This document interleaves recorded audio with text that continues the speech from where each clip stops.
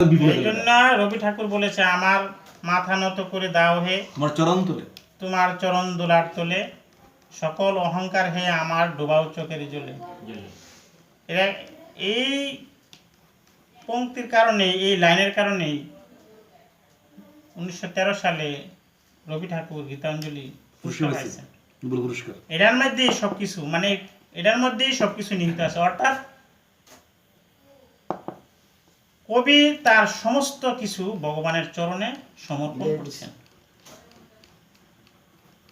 তো প্রত্যেকটা মানুষেরই সেরকম ভাবে তার হৃদয়কে সমর্পণ করতে হবে, কিন্তু মনের মধ্যে কোনো দ্বিধাদ্বন্দ্ব রাখা চলবে না।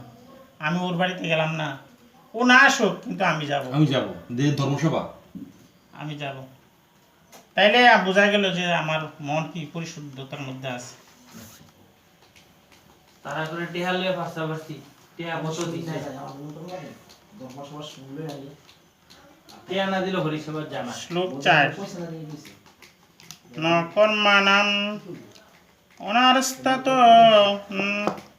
অনারস্তাত অনুষ্কর্মম পুরুষ আপ্লুতে ন চ সন্ন্যাসাৎ এব সিদ্ধম সমধিগচ্ছতি। অর্থাৎ কেবল কর্মের অনুষ্ঠান না করার মাধ্যমে কর্মফল থেকে মুক্ত হওয়া যায় না। হ্যাঁ, আবার কর্মত্যাগের মাধ্যমেও সিদ্ধি লাভ করা যায় না। কর্ম সাইডে দিয়ে আপনি একবারে ভগবানকে ভেতেন না। কথা হয়েছে কর্মই বড় ধর্ম, কর্ম করতে হবে। কর্ম করেই, কর্ম হাতে রেখেই ভগবানকে আবার ডাকতে হবে। তাই কর্ম সবসময় করতে হবে। মুখে নাম নাম, হাতে করো কর্ম। হ্যাঁ, কেন বলছে তাৎপর্য, শাস্ত্রের নির্দেশ অনুযায়ী বিধি নিষেধের আচরণ করার ফলে যখন অন্তর পবিত্র হয়, বুঝছি না, অন্তর যদি পরিশুদ্ধ না হয় একবারে, হ্যাঁ, এবং জড় বন্ধনগুলি শিথিল হয়ে যায়, তখন মানুষ সর্বত্যাগী জীবনধারায় সন্ন্যাস আশ্রম গ্রহণ করার যোগ্য হয়। অন্তর পবিত্র না হলে সম্পূর্ণরূপে কামনা বাসনা থেকে মুক্ত হওয়া হয় না। মুক্ত না হলে সন্ন্যাস গ্রহণ করার কোনো মানেই হয় না। মায়াবাদী জ্ঞানীরা মনে করে সংসার ত্যাগ করে সংসার গ্রহণ করার মাত্রই অথবা সকাম কর্ম পরিহার করার মাত্রই তারা তৎক্ষণাৎ নারায়ণের মতন ভগবান হয়ে যায়। ভগবান শ্রীকৃষ্ণ কিন্তু তা অনুমোদন করছেন না। অন্তর পবিত্র না করে জড়বন্ধন মুক্ত না হয়ে সন্ন্যাস নিলে তা কেবল সমাজ ব্যবস্থায় উৎপাতেরই সৃষ্টি হয়। পক্ষান্তরে যদি কেউ ভক্তিযুগের মাধ্যমে সেবা করেন, তবে তার বর্ণ ও আশ্রমজনিত ধর্ম নির্বিশেষে তিনি ভগবানের কৃপা লাভ করেন। হ্যাঁ, পরিশুদ্ধ মন হইতে হবে। পরিশুদ্ধ মন ছাড়া হওয়া যাবে না। যেমন রুইদাস মুচি কাজ করছে, জুতা সেলাই করতেছে, কিন্তু তার মুখে কৃষ্ণ নাম আছে। অহংকার থাকতে পারবো না। অহংকারে রাবণের পুরী ছাই। শুধু কেন, পঞ্চপাণ্ডব যারা ছিল যখন সশরীরে স্বর্গে যায়, তখন তারাই কিন্তু তোমার, মানে দুই একটা ব্যাখ্যা দিই আমি। প্রথমে পড়ছে দ্রৌপদী পড়ছে, পরে ভীম জিজ্ঞাসা করলো, ভাই দ্রৌপদী পড়ে গেছে। তখন যুধিষ্ঠির বলছেন, দ্রৌপদী আমাদের পঞ্চভাতার মধ্যে সবচেয়ে বেশি অর্জুনকে ভালোবাসত, এটাই তার পাপ, এই কারণে সে পড়ছে। এরপর বাকি ভাইয়েরা একে একে পড়ে গেছে। তো যখন ভীম পড়ছে, তখন ভীম পইরা জিজ্ঞাসা করছে, ভাই আমি তো পড়ে গেলাম। তখন যুধিষ্ঠির বলছে যে তুমি অতি আহার করছো।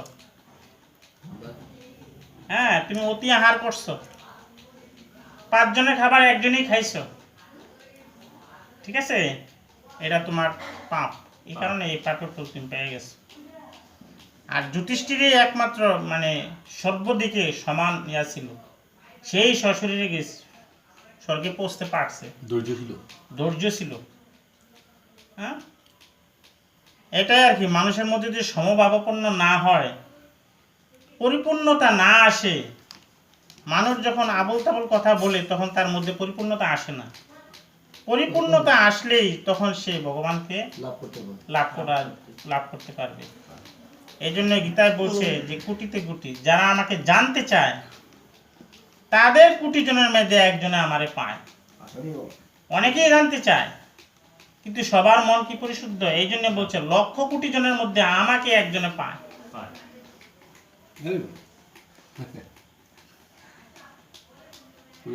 শ্লোক 5 নহি কচ্চিত ক্ষণম অপি জাত তৃষ্টাতি কর্মকৃত কার্যতে হি অবশ্য কর্ম সর্ব প্রকৃতি গুণে। সকলের মায়াজাত গুণসমূহের দ্বারা প্রভাবিত হয়ে অসহায়ভাবে কর্ম করতে বাধ্য হয়। ভগবান এমন এক মায়া দিয়ে রাখছে যে মায়ার এই ইয়ার ফলে, বন্ধনের ফলে সকলেই তার নিজ নিজ কর্ম করতেছে, কিন্তু ভগবানকে সে ভুলে রয়েছে মায়ার বন্ধনে। তাই কর্ম না করে কেউই ক্ষণকালেও থাকতে পারে না। হ্যাঁ, কর্ম করতেই হবে।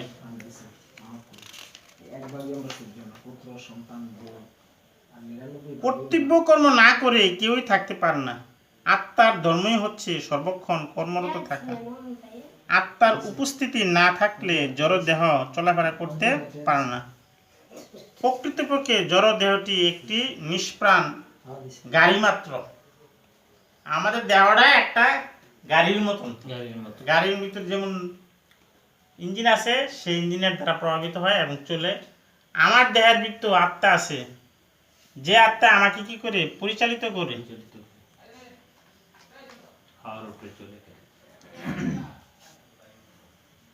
শ্লোক 5 যত ইন্দ্রাণী মনসা নিয়ম আরভতে অর্জুন কর্মেন্দ্রিয়ে কর্মযুগম আসক্ত সবিশেষতে।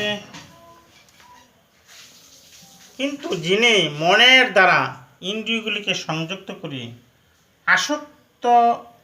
অনাসক্তভাবে কর্মযুগের অনুষ্ঠান করেন,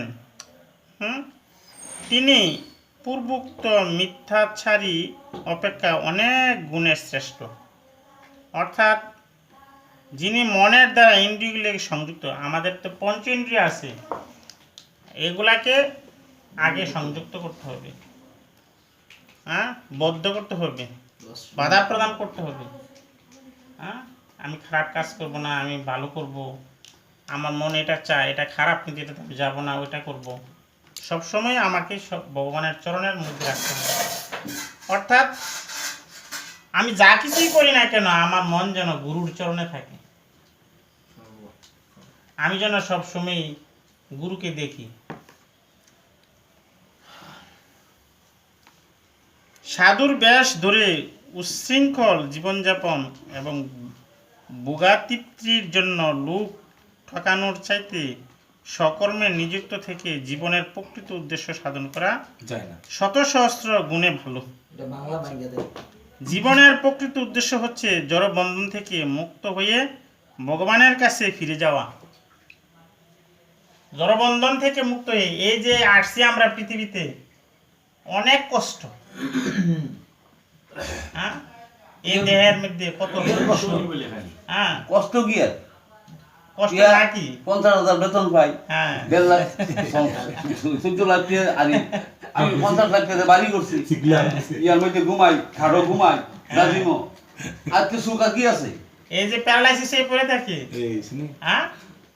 কোমর ব্যথা, তারপরে পায়ের ব্যথা, হাত ব্যথা, এগুলা কি শাস্তি?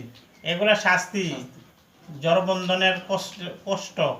এই বন্ধন থেকে মুক্ত হওয়ার জন্য ভগবানকে সবসময় ডাকা উচিত, যাতে আর আমার এই ধামে না আসা যায়, আমি যাতে নিত্য ধামে ফিরে যেতে পারি, ভগবানের কাছে ফিরে যেতে পারি। সফরি কলা আনছ, হ্যাঁ কালকে একটা কইলাম কেউ একটা সফরি কলা দন দিত না, কয়টি দেশি সফরি, আমি কই দেশি সফরি কি দন জানা না, আজকে মিতে খাইয়া সিটটা লাভ আছে সঙ্গবাই টানছ না আপনার খায় আরে কত গুরু আরে কেরান ভূত সঙ্গবাইটি গ্যালতেস করে ইয়ানে কি বলছে, বাতি যদি জিতানে দেখো না, আনে যত কথাই কোন, সমস্ত কথাই বাজে কথা, সমস্ত কথাই বাজে কথা, সারাদিন যত কথাই কোন, কিন্তু কৃষ্ণ কথাই সে আসল কথা।